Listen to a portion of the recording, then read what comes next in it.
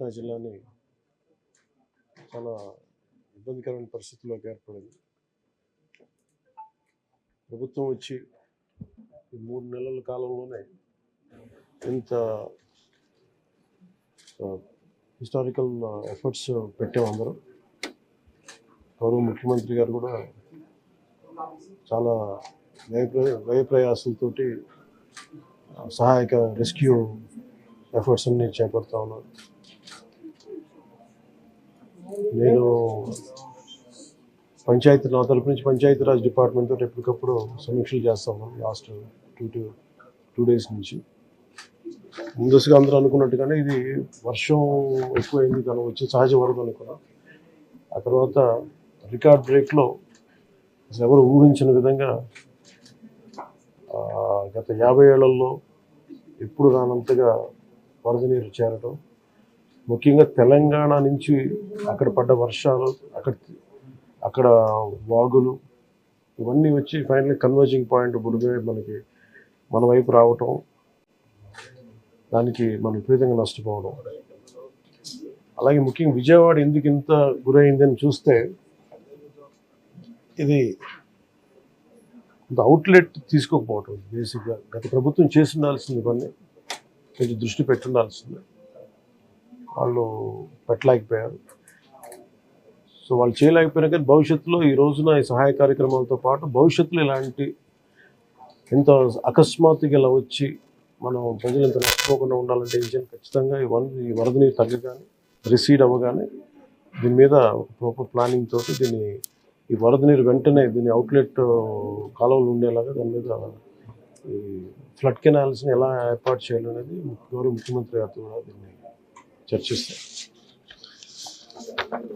ఇందాక కూడా మాట్లాడుతూ ఉంటే ఇన్ఫర్మేషన్ ఏమంటే బుడమేరుకు సంబంధించి కొంత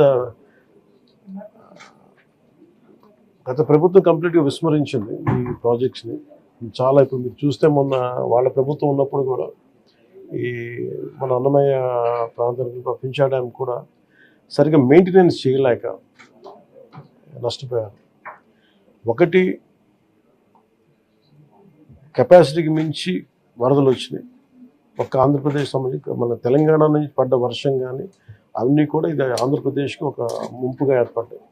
దానితోడు ఈ అవుట్లెట్స్ లేవు, ఫ్లడ్ కెనాల్స్ సరిగ్గా నిర్మించుకోలేకపోయాం. ఒకటి, మన స్టేట్ బైఫర్కేషన్ నుంచి ఇప్పుడు దాకా మన ఇన్ఫ్రాస్ట్రక్చర్ ఇలాంటి భవిష్యత్తులో జరగకుండా, నగరాలకు ఎలాంటి ముంపు వాటిల్లకుండా ప్రతి నగరాన్ని కూడా దీన్ని అసెస్ చేయాల్సిన అవసరం ఉంది. ప్రస్తుతం విజయవాడని ప్రత్యేక కోణం నుంచి దీని మీద దృష్టి పెట్టాలి. అదొకటి ఫ్లడ్స్ అయిపోయిన తర్వాత ఆలోచిస్తున్నాం. ప్రస్తుతానికి సిసోడియా గారు చెప్పడం, దీన్ని disaster management head, state disaster management హెడ్గా మా దృష్టికి తీసుకొచ్చింది ఏంటంటే, ప్రస్తుతం రిసీడ్ అవుతున్న నీళ్ళు పెరగట్లేదు. రేపటికి ఇది మనకి ప్రకాశం బ్యారేజ్ 5 lakh క్యూసెక్స్కి 5 దాకా వచ్చేస్తుందని చెప్తా ఉన్నారు. సో మేజర్ ప్రమాదం మన తప్పింది. చాలా అదృష్టవశాత్తు ఇది భగవంతుడి కరుణ అనుకోవాలి. ఆల్మోస్ట్ ఒక 10-12 వేల క్యూసెక్లు రీచ్ అయ్యి ఉంటే అసలు టోటల్ మనం ఊహించిన ప్రమాదం జరిగి ఉండేది. మన ఎవరో కూడా అన్కంట్రోలబుల్గా జరిగి ఉండేది. ఒకటి, ఇది మేజర్గా చెప్పాలంటే ప్రకృతి విపత్తు.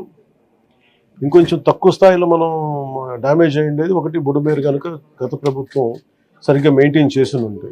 ఎందుకంటే వాళ్ళు అన్నీ చిన్న ఇరిగేషన్ ప్రాజెక్ట్స్ కూడా సరిగ్గా కనీసం వాళ్ళు ఈ లాకులు కూడా రిపేర్ చేయలేకపోయిన పరిస్థితులు ఉన్నాయి వాళ్ళకి.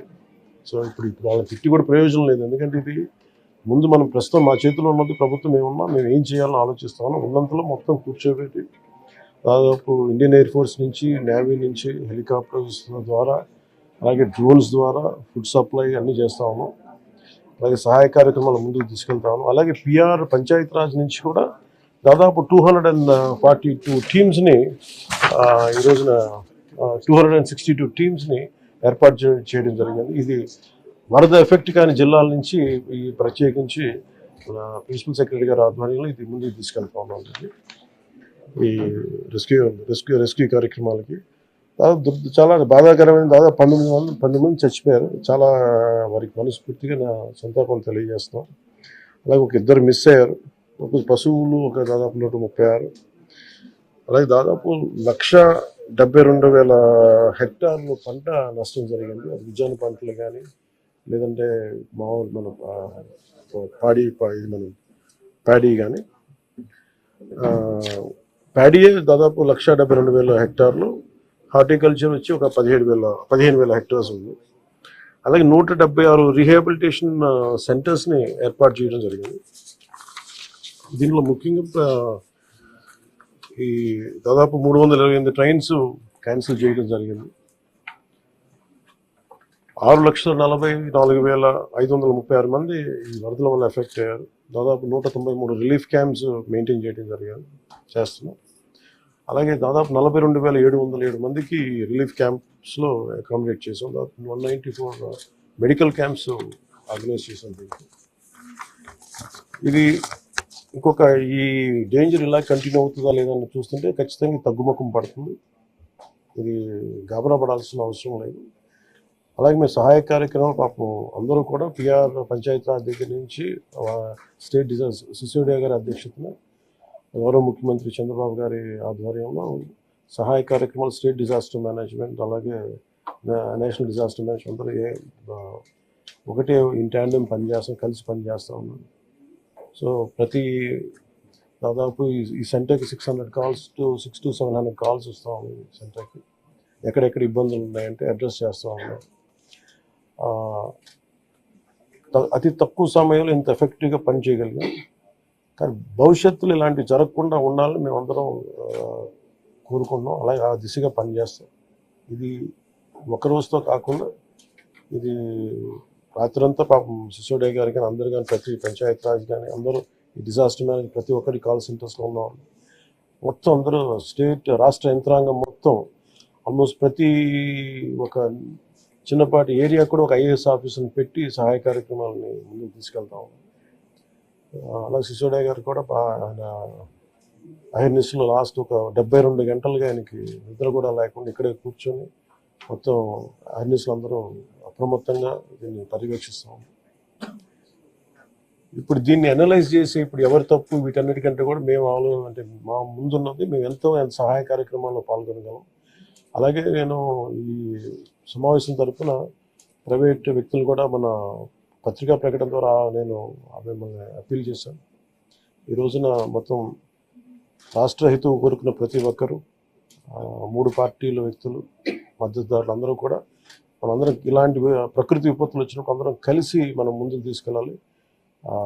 రాష్ట్ర ప్రభుత్వం నుంచి కొత్తగా ఏర్పడ్డ ప్రభుత్వం ముందుకు తీసుకెళ్తా ఉన్నాం. అలాగే మీ వంతు సహాయం కూడా మీరు చేయమని కోరుకుంటా ఉన్నాను.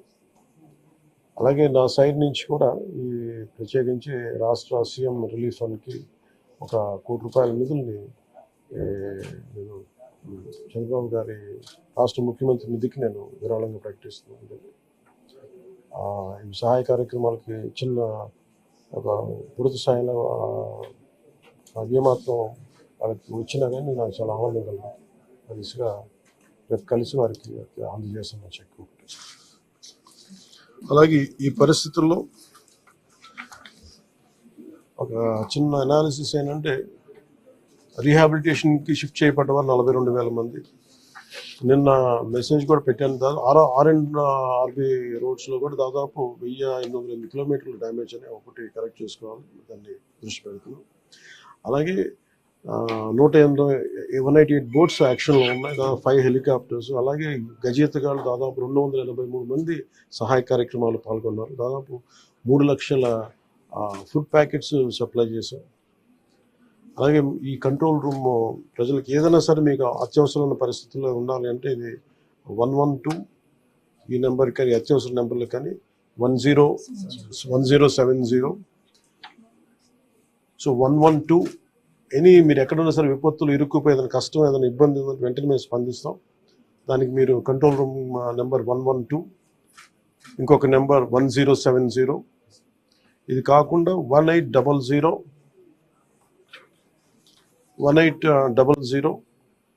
4250 మళ్ళీ రిపీట్ చేస్తాను. కంట్రోల్ రూమ్ నెంబర్స్ 112 అదొక ఈ ఫోన్ కన్నా చేయండి, లేదంటే 1070కి ఫోన్ చేయండి. ఇది కాకుండా 3వ నెంబర్ 1800 425 0101. మీరు ఈ కంట్రోల్ రూమ్కి చేసిన మీకు ఏ సహాయకరంగా ఎక్కడున్న విపత్తులు మీరు ఇరుక్కుపోయినా కానీ మేము వెంటనే తక్షణంగా స్పందిస్తాం తెలియజేసుకుంటాం.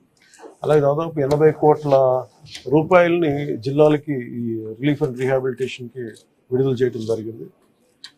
అలాగే ప్రతి ఒక్కరూ కూడా ప్రభుత్వం అభివృద్ధిని కాంక్షించే ప్రతి ఒక్కరూ కూడా నేను ఇదే కోరుకున్నా. ఈ ప్రకృతి విపత్తు సమయంలో ఇది నిందల కంటే కూడా ప్రజలకు మనం ఎలా చేయాలనే దృష్టిలో పెడతాం. భవిష్యత్తులో ఇలాంటి జరగకుండా ఉండాలంటే ఎలాంటి చర్యలు తీసుకోవాలని మేము క్యాబినెట్లో చర్చించి గౌరవ ముఖ్యమంత్రి గారి దృష్టికి తీసుకెళ్ళి దీనికి ఒక ప్రతి సిటీకి ఒక మాస్టర్ ప్లాన్ తయారు చేయాలి. ఫ్లడ్ మేనేజ్మెంట్కి ఒక మాస్టర్ ప్లాన్ ఉండాలి. ఇంకా నా దృష్టిలో పెడతాం భవిష్యత్తులో. Thank you. అంటే ఇది ముందు రోజే అనుకున్నాను. యాక్చువల్గా ఇది మా దృష్టికి ఏంటంటే ముందు 1వ తారీఖు అనుకున్నప్పుడు అందరూ ఏమన్నారంటే మీరు వస్తే ఇది మాకు ఈ రిలీఫ్ ఆపరేషన్స్కి ఇబ్బంది అయిపోద్ది, మాకు దయచేసి మీరు ఈ రిలీఫ్ ఆపరేషన్ మీరు అడ్డం అయిపోతారని చెప్పేసి వారి సూచన మేరకు నేను ఆగిపోవాల్సి వచ్చింది. ఇప్పుడు కూడా ఒకసారి వాళ్ళ నిర్ణయం తీసుకొని టేక్ వెళ్తే అది సహాయపడాలి, కానీ మళ్ళీ ఇంకొక కేయాటిక్ మీకు తెలుసు. అందుకని దాన్ని దృష్టిలో పెట్టుకుని కొంచెం తటపాయిస్తాను. లేదు కొంచెం ఇబ్బంది లేదంటే ముందు మెయిన్ అధికారులు పాపం గత 72 గంటల నుంచి వాళ్ళు నలిగిపోతారని చెప్పి నేను దాన్ని దృష్టిలో పెట్టుకొని నేను స్వయంగా పర్యవేక్షిస్తాను. 4 రోజులుగా పవన్ కళ్యాణ్ ఉప ముఖ్యమంత్రి రాలేదు, ఎక్కడ వెళ్ళని చెప్పి విపక్షాలు ఆరోపణ చేస్తున్నారు. బాధితులు పట్టించుకోలేదని చెప్పేసి ఆరోపిస్తున్నారు. ఫిజికల్గా మీకు కనిపించడం పద్ధతి అంటే వాళ్ళు ఏమనుకుంటారంటే నేను బోట్ వేసుకొని రెస్క్యూ చేయడం కుదరదు కదా, ఆ బాధ్యత లేకుండా అది ఏంటంటే అనాలి కాబట్టి అంటమే తప్ప. ఎంటైర్ మీరు చూస్తున్న పిఆర్ మెషినరీ, మన పిఆర్ పంచాయతీరాజ్ మెషినరీ మొత్తం ఎంటైర్ వర్క్ చేస్తాం మా సైడ్ నుంచి.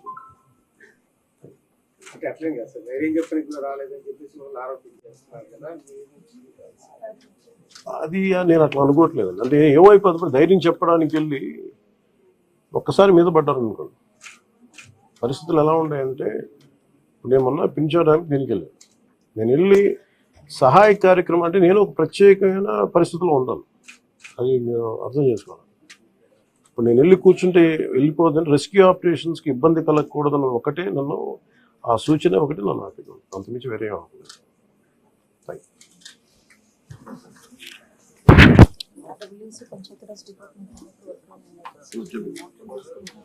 అలాగే అది చెప్పాను అంటే పంచాయతీరాజ్ కానీ, రూరల్ వాటర్ సప్లై కానీ, ఇంజనీరింగ్ డిపార్ట్మెంట్ కానీ ఇవి కన్సిస్టెంట్గా పనిచేస్తున్నాయి in tandem with rescue operations. So దాన్ని కూడా మీరు దృష్టిలో పెట్టాలి. హైదరాబాద్ తరహాలో ఇక్కడ చెరువులు అవి కబ్జాలు అవుతున్నాయి కదా, వాటి విషయంగా ఏమైనా మీ గవర్నమెంట్ దృష్టి పెట్టింది? ఇప్పుడు ఇది సక్సెసివ్గా ఇప్పుడు మనం అంటే దీంట్లో ఒక ఇది ప్రతి ప్రభుత్వం తీసుకోవాల్సిన బాధ్యత ఇది. ఇప్పుడు దీంట్లో ఆల్రెడీ చెరువుల్లో కొంచెం నాలాల్లో కట్టేసినవి ఉంటాయి. అసలు ముందస్తుగా వ్యవస్థలు కనుక చాలా బలంగా పనిచేస్తుందంటే పర్మిషన్స్ లేకుండా ఎప్పటికప్పుడు అది ఒక విచిత్రమైన పరిస్థితుల్లో అందరం వదిలేస్తాం, నీళ్ళు రావట్లేదని. FTL మన హైదరాబాద్లో కూడా చూస్తున్నాం, ఫుల్ ట్యాంక్ లెవెల్లో ఉన్న చోట్ల రావులని చెప్పి లాస్ట్ 20 yearsలో రాలేదని చెప్పి ఇల్లు కట్టేశారు. ఎప్పుడో సరదాగా అది ఎప్పుడు ఈ జలవనరుల శాఖ ఎప్పటికప్పుడు ఇది కట్టద్దు, పర్మిషన్స్ ఇవ్వద్దని అంటుంది. మళ్ళీ కానీ దాన్ని స్థానిక మున్సిపాలిటీలు కావచ్చు, కార్పొరేషన్స్ కావచ్చు ఇచ్చేసిన పరిస్థితుల్లో మీరు హైదరాబాద్ చూస్తున్నారు. మనకు కూడా అలాంటి పరిస్థితులు ఉన్నాయి. ఇది సక్సెసివ్గా జరుగుతూ ఉండింది. దీన్ని ఎట్లా అడ్రస్ చేయాలనేది ఇది ఒక సోషల్ ఇష్యూ కూడా అవుతుంది. సో దీన్ని ఎలా చేయాలి, కొంత ఎడ్యుకేట్ చేసి కొంత అవగాహన తీసుకొచ్చి ఒక ప్రత్యామ్నాయం కల్పించి దీన్ని ఖచ్చితంగా అడ్రస్ చేయాలి భవిష్యత్తు. ఖచ్చితంగా అడ్రస్ చేయాలి.